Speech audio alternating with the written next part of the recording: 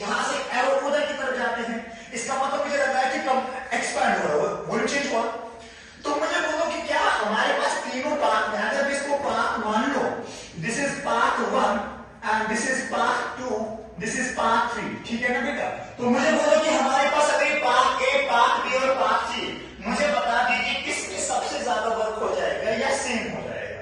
अगर एक conservative force होता, जो अपने लॉज ऑफ मोशन में हमने पढ़ाया होगा, conservative, non conservative, non conservative forces, तो वहां से आपको पता चला होगा कि अगर हमारे पास कंजर्वेटिव फोर्स होगा, वहां पे हमारे पास वर्क जो होता है वो सेम रहता है। समझ में बात है? बट यहाँ पे वैसा केस नहीं है।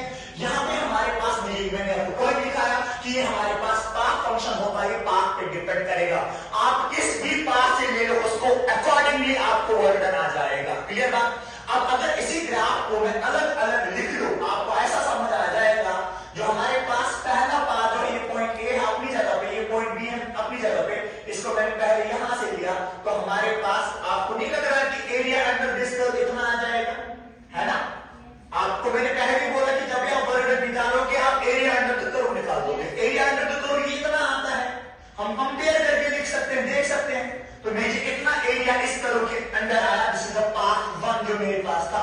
अब अगर मैं पाथ 2 की बात करता हूं, पाथ 2 मेरे पास ये है, तो हमारे पास ये ए है, हमारे पास बी है, तो हमारे पास स्ट्रेट आता है, तो अकॉर्डिंगली आपके पास वो आ जाएगा। फिर इसके बाद अगर मैं थर्ड की बात करता हूं, तो मेरे पास ऐसा बन रहा है, ठीक है, this A and this is B, हमारे पास इस तरीके से बन रहा है, ठीक। तो एरिया अंडर द कर्व इसका आ जाएगा। तो अकॉर्डिंगली जितना आपको ज्यादा एरिया कर्व के अंदर आ जाएगा, उतना ज्यादा आपके पास वर्क हो जाएगा। क्लियर बात है?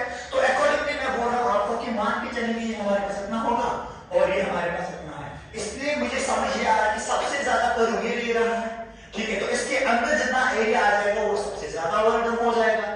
फिर इसके बाद ये आ रहा है, फिर इसके बाद ये आ रहा है। इसका मतलब मैं ये लिख सकता हूं आपको कि वर्क डन बाय थर्ड जो हमारे पास पाथ है वो ग्रेटर देन होगा वर्क डन बाय सेकंड जो होगा, और जो हमारे पास ग्रेटर देन होगा वर्क बाय फर्स्ट।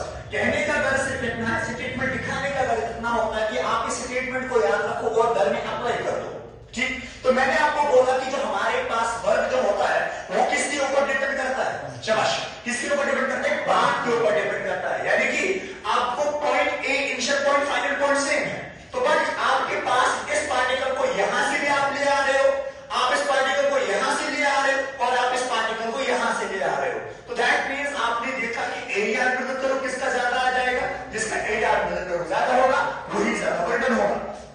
तो अल्लाह ताला ने हमको गाश दिया है, उस गाश से हम देख सकते हैं कि किसके अंदर कितना एरिया आता है। इसके अंदर ज्यादा आया, फिर इसके बाद कम आया, और फिर इसके बाद कम आया, तो हमारे पास वर्डन क्या होगा? Work done is this and this and this. Clear बात है?